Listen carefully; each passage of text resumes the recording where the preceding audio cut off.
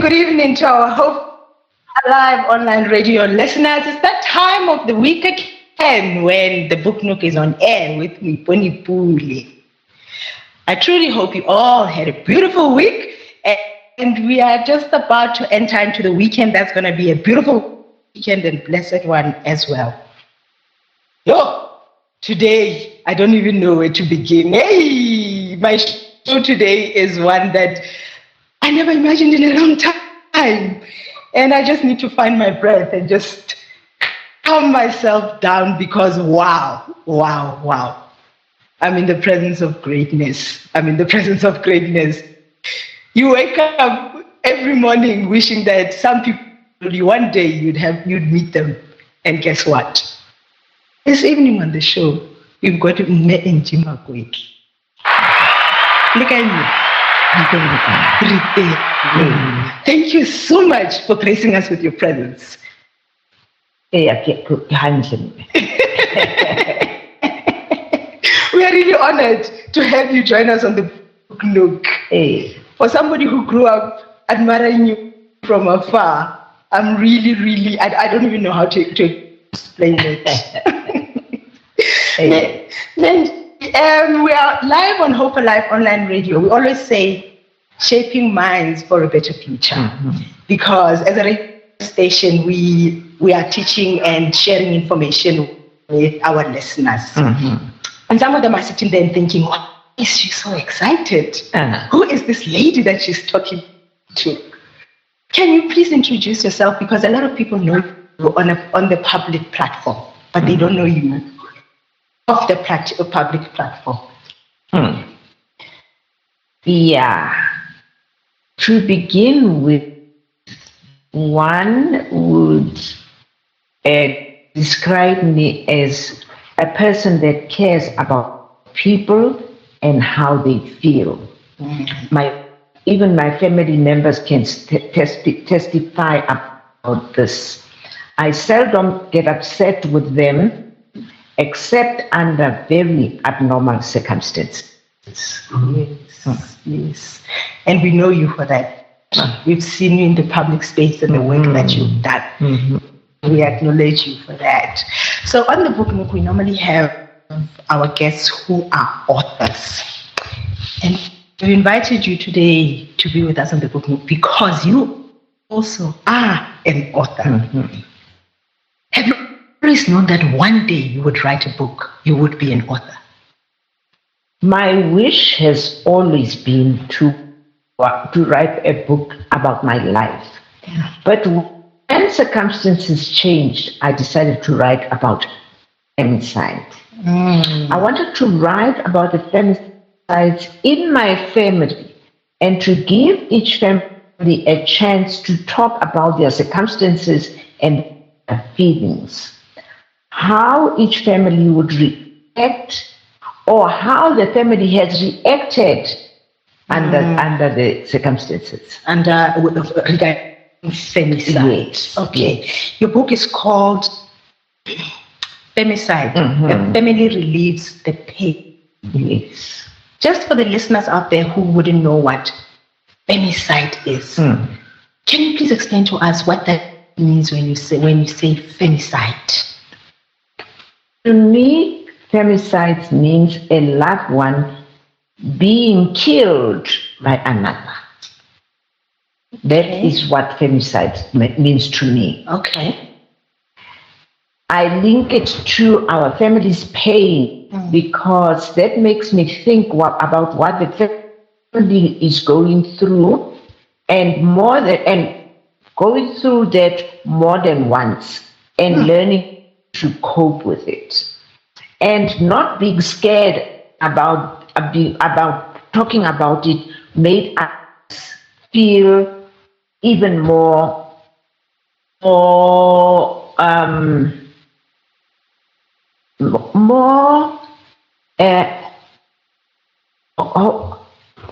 can I say? Making us feel that the pain does not belong to us. It belongs to the person that brought pain into the family. Into the family. Yeah. Okay. So what really inspired you to write this particular book, and what was the main reason you wrote this particular book about femicide and a family reliving it for you? It meant that I had to live through every day of that happening, and how the family reacted to it. So, it made me feel that the pain and making it belong to the outside world does not belong to the family. That does not belong to the family. So you had femicide incidents in your family? Yes, I had femicide incidents. I had two. Wow. Two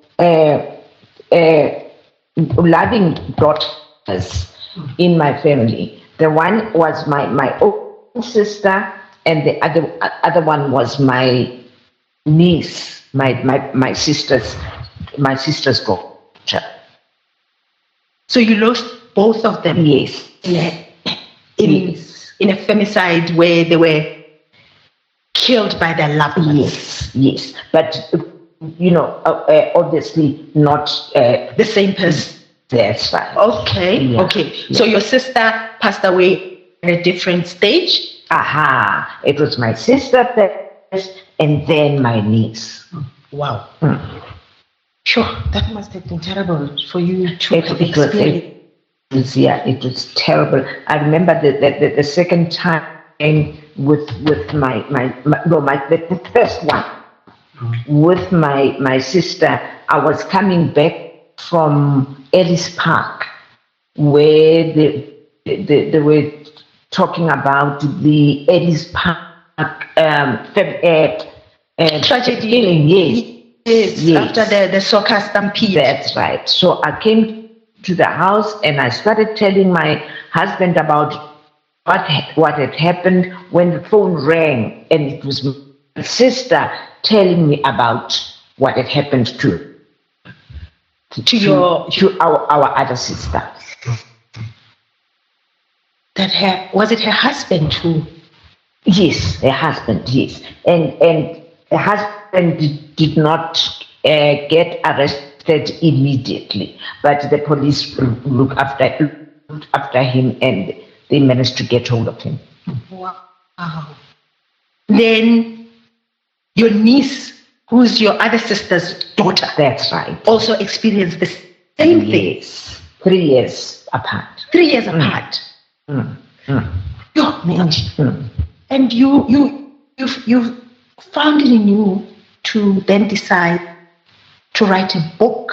I decided to write a book because I look around the family and nobody in the family was going to write that. So I took it upon myself to write it.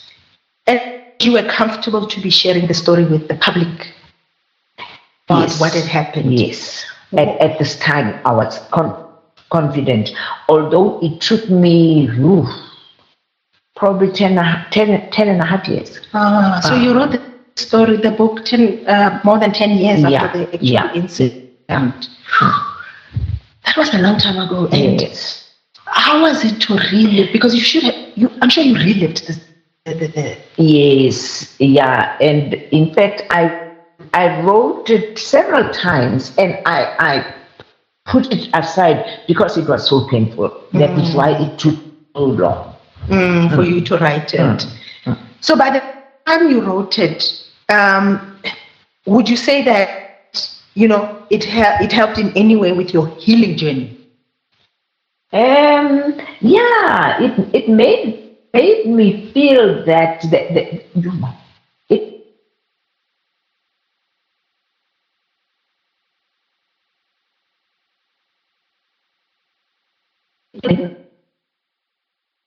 pain in, and yes. It made me realize that no one was going to write the book but me. and taking each member and each family member and realizing that how the pain had affected each one of them, which was not easy. And when especially when I had to interview my sister, I found it impossible. It was impossible. And Dr. Judy Lamini, who is the publisher of my book, had to go in and interview them herself. Yeah, and when it came to the children, each one of them, depending also on their age, they handle it differently. So, your sister, when she passed away, she had three children. Three, yes. 3 children. Yes. How old were they? The one was 16. The other one was young. She's for about 8, and then there was the baby. There was a baby. Sure. How were they after the incident with their mom? The little one does not remember the actual femicide of the mother. They were there. Were they there when the father killed? Yes. The one who had to go with her mother to hospital. Yeah. Okay. Sure. And how does it, now that it's years later, has it affected them? How? It has. The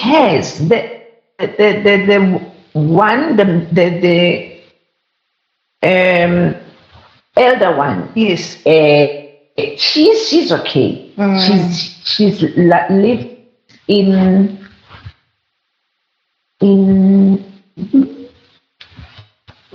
Cape Town. Yeah, she lives in Cape Town, and then the other one lives here in Johannesburg. Yeah. Okay. And the youngest one, he's still in Johannesburg as well. The other one is still in Johannesburg. Yeah. Okay. Sure. But it must have been another thing. Yeah. And with your niece, so that is your sister. So that is the 3 from your sister. My niece had 2. She had 2 children. Two. And the one was, I can't remember. I've got the name. Yeah. They were still very young. And the other one was very young. Sure. I wonder if people who do this understand the tragedy. Were they, so with your niece, were the children there when the actual... With the niece, no, they were not. They were not. Even my sister, when she was called to come and witness what happened, one of the policemen stopped her. From coming to see the actual scene of what had happened. Yes. And they took her home, and they kept on saying that to take you to hospital, which gave her the hope that her daughter was still alive. Yeah. Wow. Sure. And you say with your sister, they found the husband. With your niece? The niece with the husband shot himself at the same time. So he shot her and then put the gun on himself. Yeah. I'm getting goosebumps. I'm going to ask a very difficult question. I don't even know if you'll be able to answer this one. But was there any, traces that these men would do something like this? There were always traces. And that is why when I write the book, I aim it at women, to tell women that if he hits you once, you have to hurry. Honestly, because they will always keep doing the same thing. So what you're saying is that there will be signs that something like this could happen. Yes. In fact, with her, it was even worse because he kept telling her that with your niece, that he's going to kill her. So he verbalized it that he's going to kill her. Yes. And that is why I feel sometimes that my sister was not very honest with us because she didn't tell us that the guy said he would kill the woman.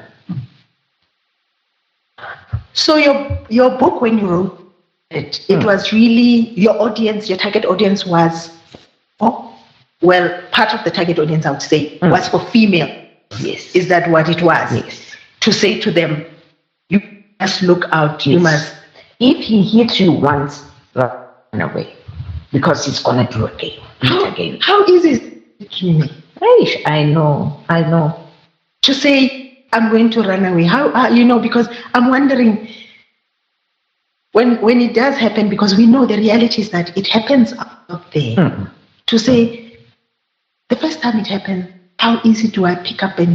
Because sometimes you are dependent on this person in so many ways.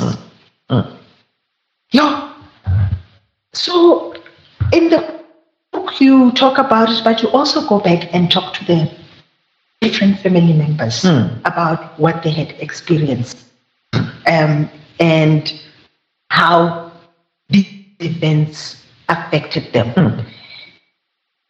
In you now listening to them, because I guess it was you probably had not done it in that way to listen to their side of the story. So when you listen to their version of what had happened, and how it made you feel, how it made them feel, what is it that you picked up about it that stood out for you when they were sharing their emotions and how this whole event, how these events affected them? It was very difficult for me because, it made me put myself in their position. I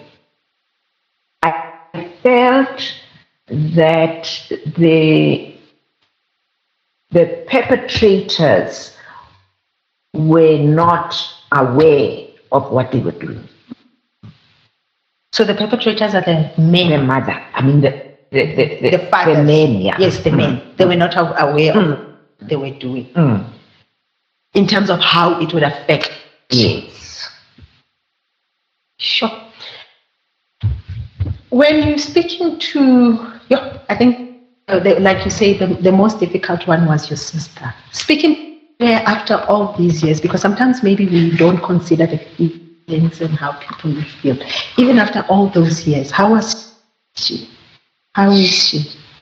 It still is very painful talking to her because she has to deal with her own children plus the grandchildren. Oh, yes. And, it affects her all the time. So she had to take care of her grandchildren. Yes. I'm wondering how she felt when eventually found out, because you say that they kept on saying to her, we'll go to hospital. I wonder how she felt when she eventually found out what had really happened. Yeah, it was very difficult. It was very difficult. I remember the day when the undertakers helped to arrive with the corpse. I mean, with the body. Yes. She had received visitors. I think they were from Soweto. Yeah, she lives in Bentonville. And the way they spoke to her, she felt better. She felt better. She even managed to be quiet when the cops arrived, and she went and looked into the coffin, came back and said to me, "No, she is beautiful." I see. And you know, my parents are not supposed to be burying their children. It's not supposed to be like that. And it's very sad when you're going to lose a child or a family member from somebody who says they love you. Yes. Because that's what I struggle with, to say, this is the person that came into your life and said, "I love you, I'll look after you." And then they turn around and kill you. Sure. I mean, my sister apparently said to the husband, "Are you really killing me?" Because she could feel that. She said that to her husband when he was... when he was... And when his head, he gave another thing with the knife, he managed to run away. So so your niece was shot. The niece... She was shot. The husband shot. Yes. This one was with a knife.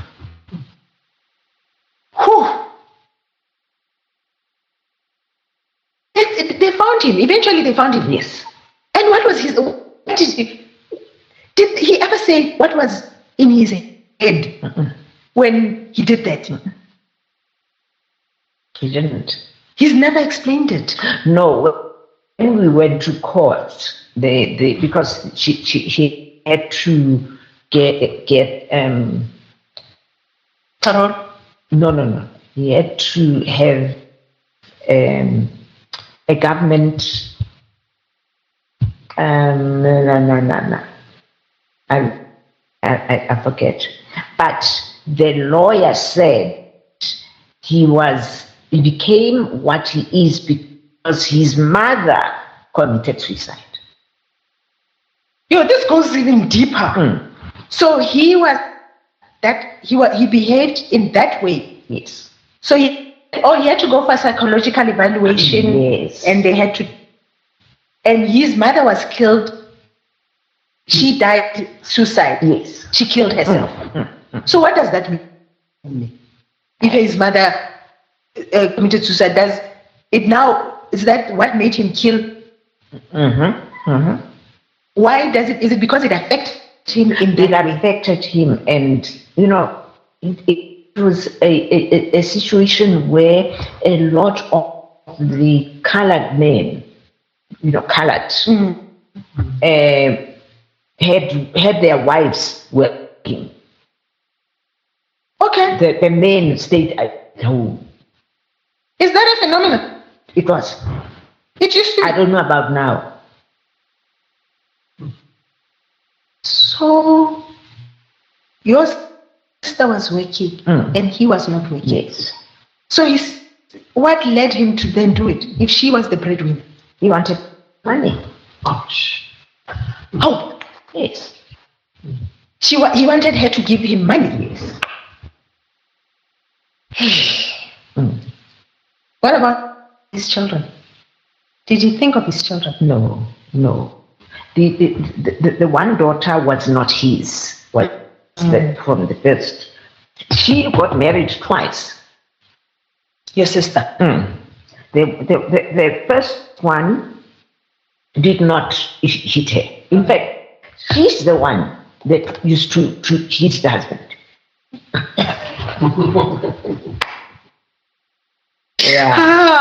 And then she got married. She had 2 children with this one. So the husband, did he ever think of the kids though? What is it? When they caught him, he went to prison. Yes. I'm assuming he went to prison. He got 12 years. Is it only 12 years for killing somebody? He got 12 years and he served 7. And came out. What did he say? And he went to live at the same flat because he was useless. So he went back to the same place where he committed the crime. Yes. Does he have a relationship with his children? Yes, yes. In fact, at the time of the parole hearing, the children went there. Oh, yes. And the daughter said to him, when you come out, please don't come and interfere with us. We don't want to see you. But I wouldn't want to see somebody. They've forgiven him. Yeah, we were talking about forgiveness before we went live. We're not talking about that forgiveness, Mme Angie, to say, hey, it can be a challenge, 70 times 7, and you were telling me that you have to reset every day to make it 70 times 7. Yo. So we are, as the listeners are listening now, I think a lot of them are listening, and you touched a very important and fundamental point about the men, their and how they act and their backgrounds. So I'm just sitting here and I'm thinking, you did say that when we started that, one of the main reasons you wrote the book was to speak to the ladies and the females to say, look out for the signs and don't take them for granted. But what would your message be to the men in particular? Because they're the ones who are the perpetrators. Yeah. It's very difficult, especially in South Africa, where the men see the women as the men see the women as partly belong to them. Yeah. So, we've got to say to them that the woman cannot belong to you. Getting married to them does not mean that the person belongs to you. So we've got to educate them. We've got to educate them. So there's a lot of work that needs to be done with men. Because we have to teach them not to be perpetrators and to be able to take care of the... But how do we then deal with it? Because yes, it's them thinking the woman take it. But you also mentioned the issue about the fact that this particular, for your sister, he had issues prior. Are we not taking that into account as well? Do you think that it's something that needs to be addressed? I don't know, and I'm just asking this because I don't know. We need to get to the bottom of the child, especially when we get to what the elders used to ask you is how do you know that man? And we don't seem to understand what that means. What that means. Yes. So it's important to understand the kind of person that you are dealing with. Yes. Hey, I've been asked that question by my So we are not doing proper background checks to understand. True. That's true. But man, I'm going to ask you this one because you've also worked in that space as well, to say, do you think maybe there's a lot more that we can do as communities and as families? Yeah. We do. We've got to help the men understand that this woman does not belong to you. And, we've got to make them feel that they are, when you marry someone, it means you are partners in this marriage. Sure. I've got a message here from Mrs. Lesoko Masango. She says, condolences, ma'am. This is a must read. I think it needs an imbizo. She says you must partake in seminars to empower ladies. What do you think of that? To empower ladies plus men, because remember that these women are mothers themselves. So they come with their son, and they must bring The sons yes. to come and have the conversations. Yes. Because we're having conversations with one part of the equation and forgetting the other part of the equation. So yes, that when we're doing these, we must bring in all these others as well. Yes. Yeah, hey, it really is something that needs to be addressed. Hey, but for the families that are listening, who have experienced these tragic events, such as the ones that your family has experienced, what would you say to them? Because you are talking about it so strongly. You know, even in the book, you so strongly about this whole thing, and I'm sure somebody's sitting there saying, "Yo, I don't know how to deal with this." What would your message be to somebody who's gone through this? Yeah, it means that, as I say, my family had to deal with it to show the world that the pain does not belong to us. We want to get it out. Yes, we want to get it out. And that is why the other families had to come and talk to us about it.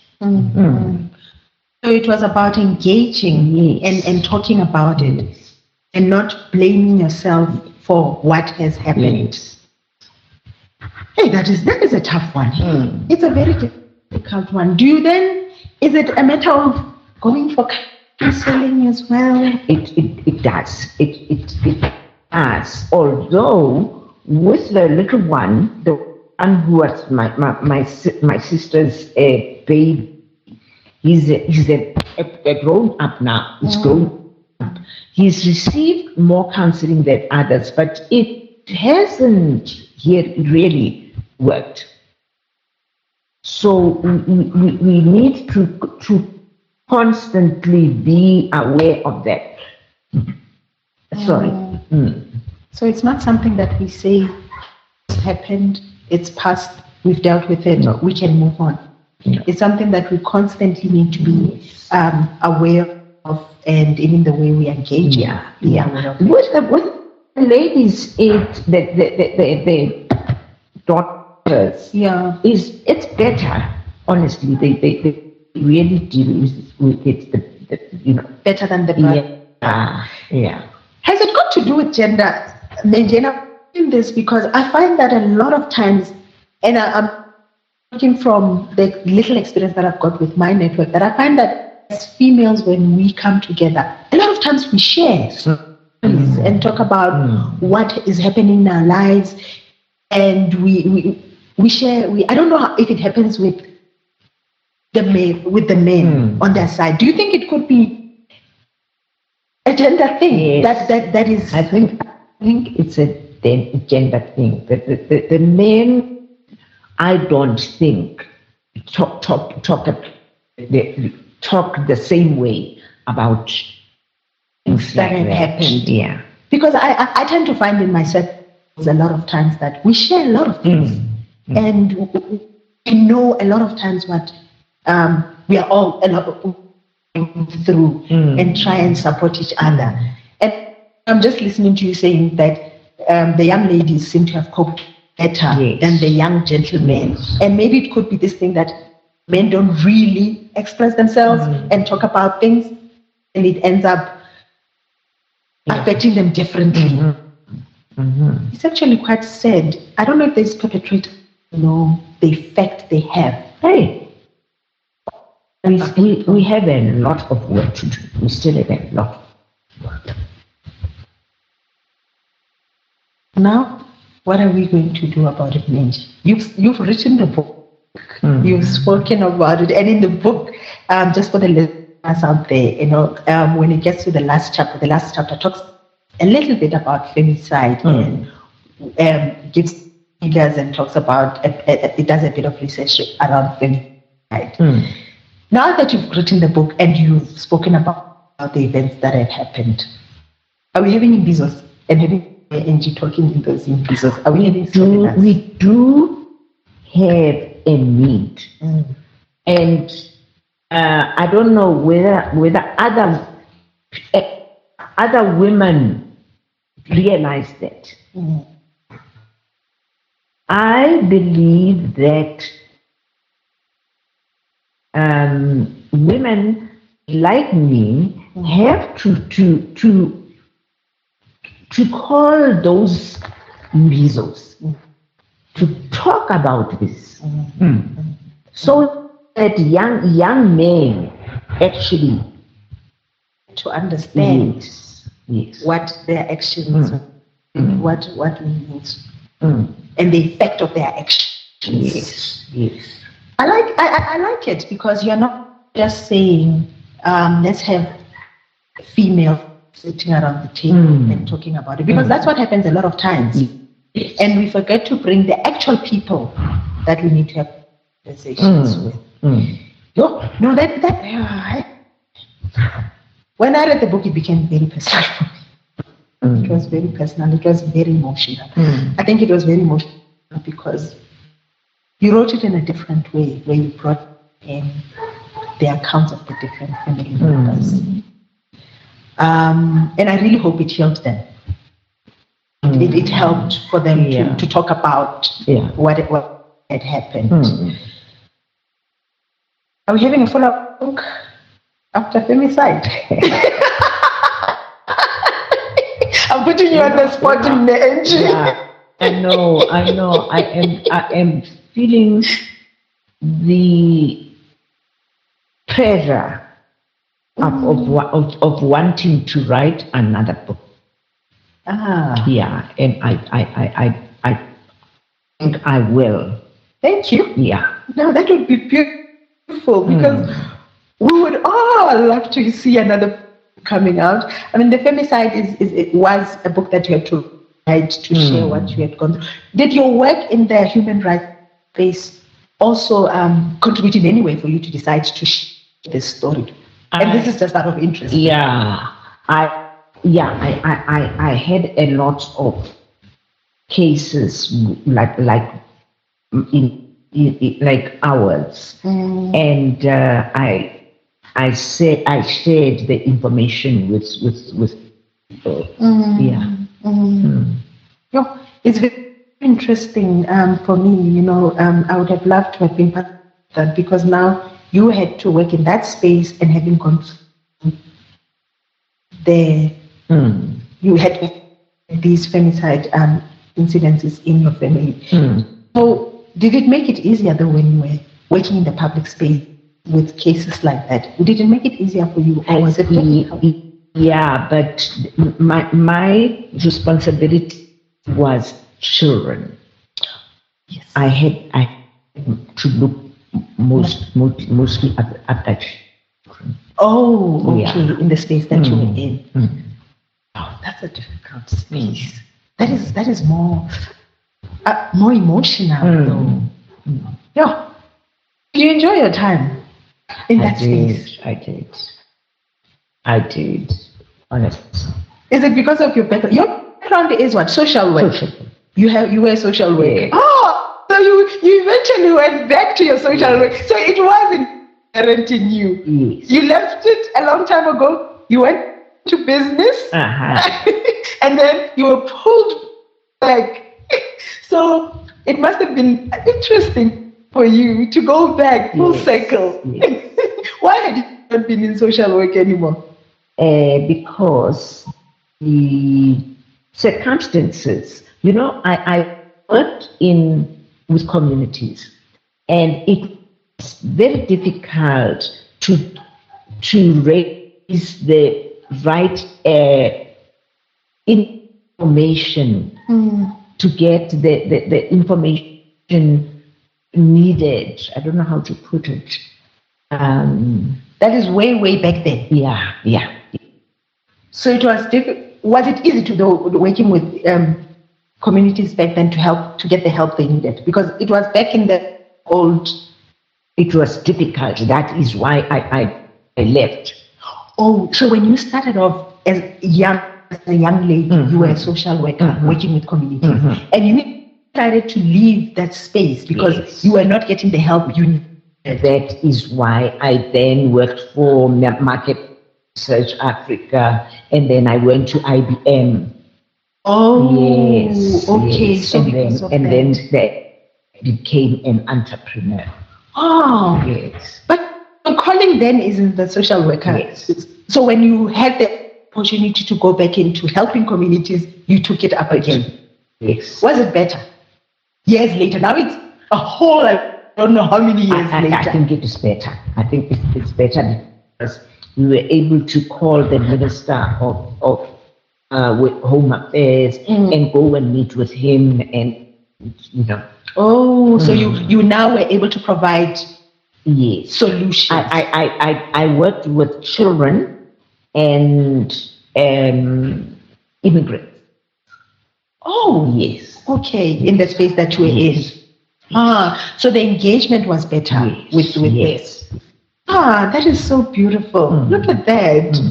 Would you go back? I would. It hurts me when I think about what has happened to me, because I then suffered a stroke. Okay. So I knew that going back for the interview would be difficult. Okay. So you're okay. So because of your mobility, you just felt that you couldn't do.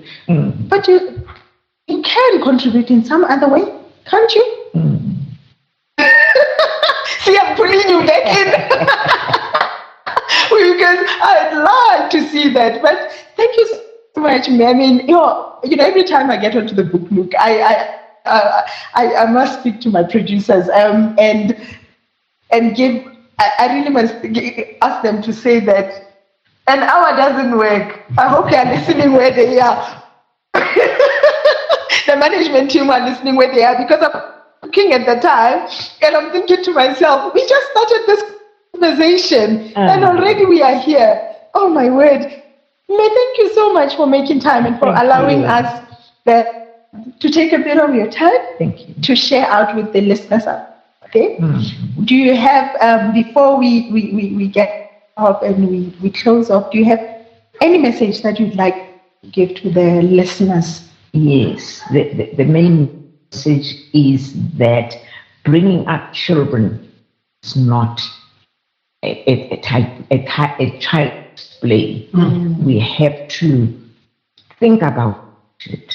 We have to think about it and be intentional about how we are bringing them up. Because these things come from the things that affect us in our adulthood comes from our childhood. Yes. A lot of work to be done, Mme. Thank you so much, Mme Angie. Just for the listeners out there, just to say to you, thank you so much for tuning in today. We met Mme Angie Makwetla, and like I said as we started, this is from the time she was working with Dr. Agri Class and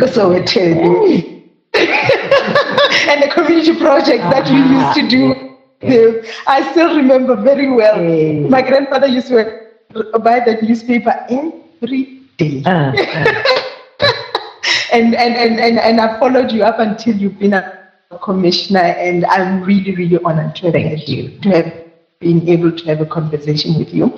And we'll be waiting for the second book. Yes. And I wonder what it's all about, because after reading the Femicide, I'm definitely sure the second book is going to be a winner as well. Just for the listeners out there, please note that the book Femicide, A Family Relives Its Pain by Mme Angie Makwetla, it can be found at Exclusive Books.